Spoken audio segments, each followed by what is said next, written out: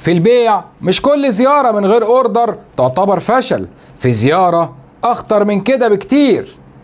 البياع العادي بيخرج من عند العميل تسأله يقولك دي زيارة ملهاش لازمة، اصلا انا ما خدتش اوردر.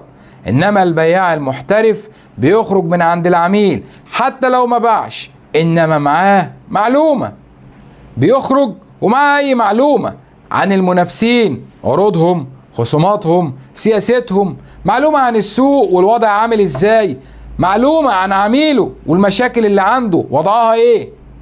المعلومات دي ممكن تخليك تكسب اوردر كبير في الزيارة اللي جاية، لان البياع المحترف ما بيرجعش من عند العميل وايده فاضية، بيبقى معاه حاجة من اتنين، يا اوردر يا معلومة. نصيحتي ليك، لو خرجت من زيارة عند عميل اسأل نفسك سؤال: هو انا اتعلمت ايه النهاردة؟